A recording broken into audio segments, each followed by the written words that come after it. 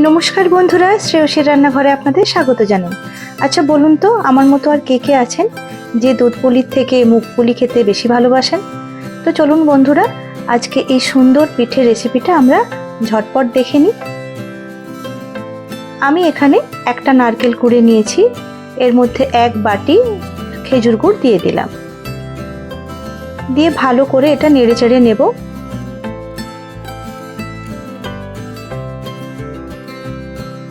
বেশ কিছুক্ষণ নাড়ার পর যখন বেশ লাল হয়ে আসবে, মানে এইরকম একটা পর্যায়ে আসবে, তার মানে পুরটা তৈরি হয়ে গেছে। এরপর পুরটাকে ঠান্ডা করে নেব। অন্যদিকে আমি কড়াইতে 1.5 কাপ মতো মুগ ডাল নিয়েছি। মুগ ডালটা শুকনো খোলায় হালকা ভেজে নেব।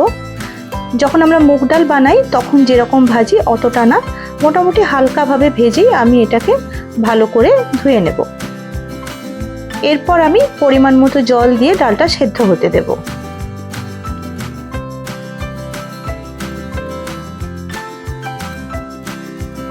ডালটা যখন ফুটে আসবে তখন এই ওপরের যে ফেনাওয়ালা জলটা ওটা আমি তুলে ফেলে দেব। ডালটা মোটামুটি সেদ্ধ হয়ে এসছে। এই অবস্থায় একটু দমটা কমিয়ে রাখলে ডালটা সুন্দর সেদ্ধ হয়ে যাবে। তা না হলে স্ম্যাশারের সাহায্যে একটু স্ম্যাশ করে দেবেন। আমি এখানে 1.5 কাপ ডাল নিয়েছিলাম, তার সাথে 1.5 কাপ ময়দা নিয়েছি। দিয়ে ডাল আর ময়দাটাকে ভালো করে মিশিয়ে নেব। যে পরিমাণটা আমি নিয়েছি সেই পরিমাণে আমি মাঝারি সাইজের 42টা পিঠে বানিয়েছিলাম। যদি পিঠের সাইজটা একটু ছোট করে নেন তাহলে 50টা মতো পিঠে এখানে অনায়াসে তৈরি হয়ে যাবে। ডাল আর ময়দাটাকে ভালো করে মিশিয়ে নিয়ে আমি একটা থালার মধ্যে ঢেলে নেব।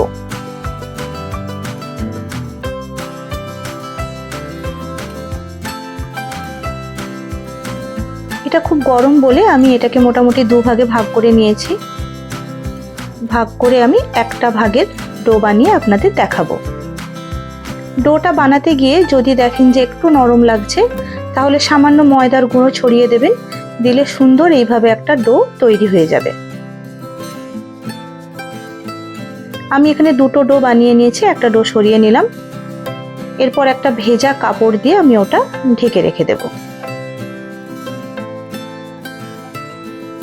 অন্যদিকে একটা পাত্রে আমি 3.5 গ্লাস জল নিয়েছি, আর যেই পরিমাণ জল নিয়েছি সেই পরিমাণই 3.5 গ্লাস আমি চিনিও নিয়েছি। দিয়ে এর একটা রস বানিয়ে নেব, চিনির রস।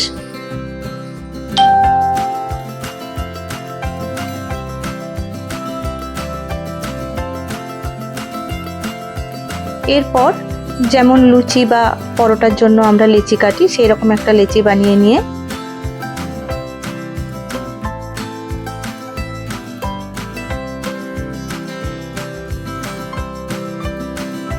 হাতে একটু ময়দা লাগিয়ে নিয়ে আমি সাইডটা একটু পাতলা করে নিলাম। এরপর মাঝখানটা প্রেস করে আমি একটা বাটি বানিয়ে নেব।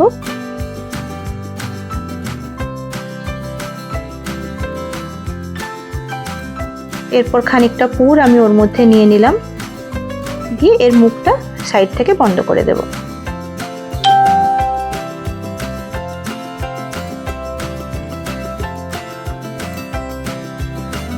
এরপর ওপর থেকে আমি ফোল্ড করে দেব, যেমন ভাবে ভিডিওতে দেখানো হচ্ছে।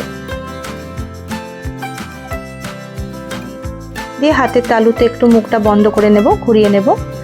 এতে মুখটা বন্ধ হবে এবং কোনোভাবেই এর পুরটা বাইরে বেরিয়ে আসবে না। পিঠেগুলো আমি মোটামুটি বানিয়ে নিয়েছি। এরপর চিনির রসটা প্রায় তৈরি হয়ে এসছে, ওর মধ্যে আমি একটু এলাচ দিয়ে দিলাম। এইভাবে পাতলাই থাকবে, এটা কিন্তু ঘন হবে না। আমি 15 মিনিট মতো জলটা ফুটিয়েছি। এরপর তেল গরম করে আমি পিঠেগুলো এক এক করে দিয়ে দেব। এটা মিডিয়াম ফ্লেমে ভাজতে হবে, হাই ফ্লেম করা যাবে না, তার কারণ তাহলে কি হবে, বাইরেটা ভাজা হয়ে যাবে এবং ভেতরটা কাঁচা থেকে যাবে। খানিকটা সময় নিয়ে ভাজতে হবে। দেখুন কি সুন্দর ভাজা হয়ে গেছে। এরপর আমি এটা চিনির রসে দিয়ে দেব। পিঠে এবং চিনির রস দুটোই কিন্তু গরম থাকতে হবে।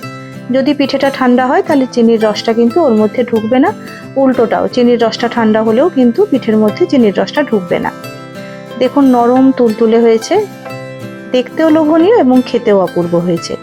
যদি আমার রান্নাটা আপনাদের ভালো লেগে থাকে তাহলে চ্যানেলটি সাবস্ক্রাইব করতে ও ভিডিওটিতে লাইক দিতে ভুলবেন না।